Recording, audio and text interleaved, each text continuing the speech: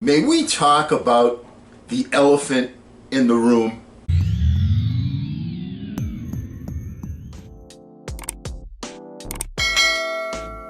Hello again, everyone. I'm Eli's dad with Project Eli, where we educate, we lead, and we inspire. And you know, I've been reflecting on an old child's tale, The Emperor's New Clothes. You remember that story where the emperor is very, very vain. He likes to, be on the cusp of fashion. He has all these different advisors that come to him and advise him.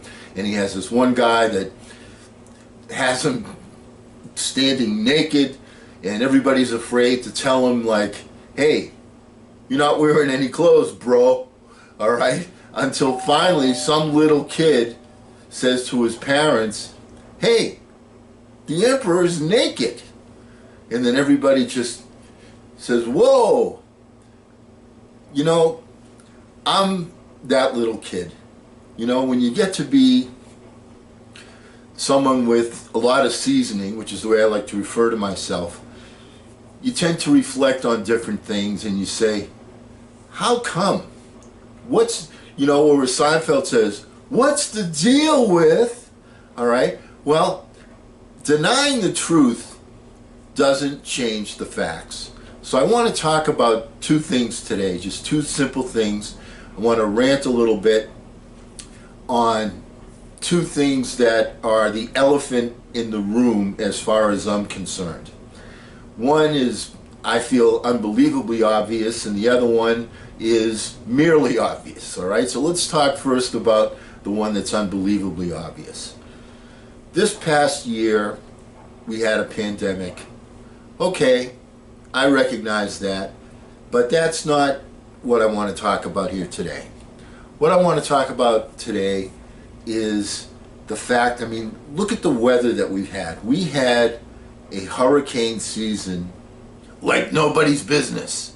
This was one of the most severe hurricane seasons we've ever had. It came early. It was very severe. It was awful. On top of that, we had that awful weather in that cold that went all the way down with people, especially the people in Texas, were suffering, but they weren't the only ones. We had just a tremendous change in weather that was there, and we're seeing all sorts of different results from the fact that we are suffering from global warming. Yet we're ignoring the elephant in the room.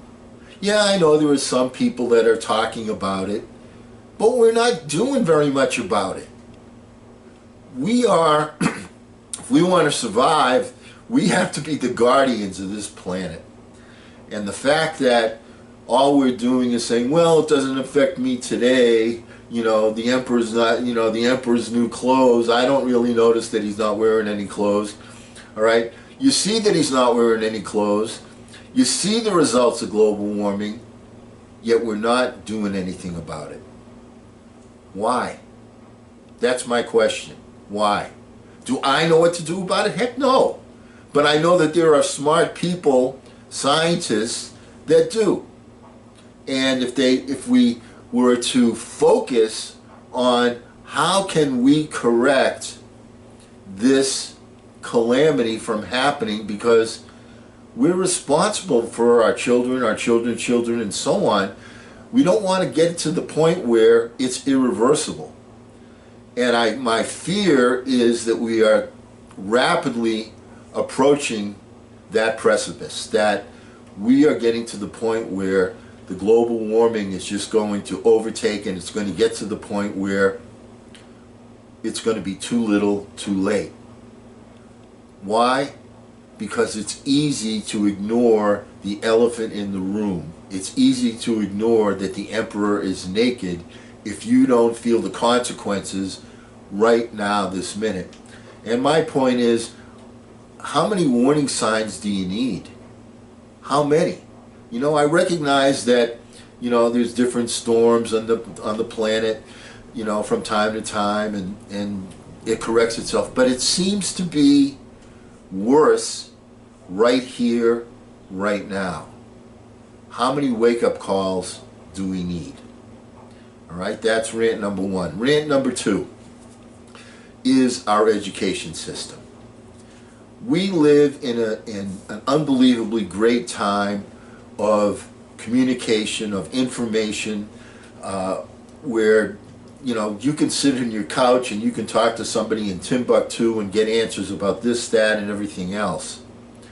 And that's great. As a matter of fact, they say that the amount of knowledge in the world doubles right now every 2.5 to 3 years. So if that's the case, and I don't pretend to be, Mr. Einstein as far as math is concerned, there ain't anybody that's going to be able to know everything. I mean, there's just too much to know. It's that simple. So what is it that we can focus on that's going to advance the cause of education the most? And to my way of thinking, it is the misuse of our brains right now. People are not taught to use their brains correctly. They only use their conscious minds. Read the chapter, answer the 4 questions at the end. It's right or wrong, this or that, so on and so forth. There's no gray area, it's black or white, here's the right answer. Okay, that's true in some cases, all right? You got a math problem, it's either right or it's wrong. I recognize that. But there are some things that we're not doing. And what I'm saying is, we all have this tremendous tool known as the brain, which is better than any computer, that allows us to be creative, imaginative, to be visionaries, to make things better, to solve problems. Yet what do? We don't know how to use the brain. We don't know how to take advantage of the fact that the subconscious mind is the corridor between the infinite mind and us, that we can send a vibe out there and we can partner. Now some people do, the people in the 5% crowd do, but 95% of the people don't. And as a matter of fact, what's really distressing about it to me is the fact that they're not even aware of their subconscious mind. It's not even something that they know about. Why? Why can't we, in our schools, teach people how to think, how to imagine, how to create? And what's unbelievably distressing is that we actually promote the opposite of that. Don't be creative. Do as you're told. Don't think out of the box. That's what we do in our school system. Now I recognize there's a need for discipline or we're not going to be able to get anything done. But there's got to be some sort of a medium road where we can have the discipline to behave in school, yet the freedom to expand our minds. Not only that, but those people that are creative have tremendous discipline. Their discipline is that they sit down and they stop and think and reflect creatively and ask themselves every day, how can I do this? How can I make that better? Instead of saying, you can't do this because of this rule, you can't do that because of that rule, so on and so forth.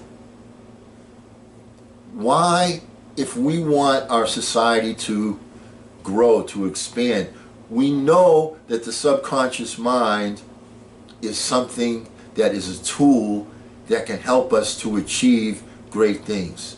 How do we know this? All the great achievers tell us that. They tell us that's how they did it. They sat, they thought, they created, they went step by step. All the rules that we talk about on this channel. My point is, step one is teaching people how to think creatively, which means how to use the subconscious mind, which means creating a discipline of quiet thinking time, that something can be taught in our schools every single day. It's a discipline that can be taught. You know how I know?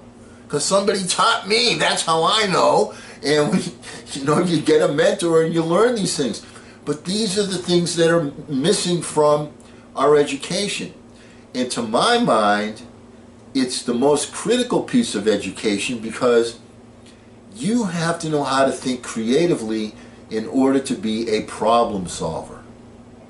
You don't want to be a finger pointer. Say, oh, that's his fault. It's the China virus.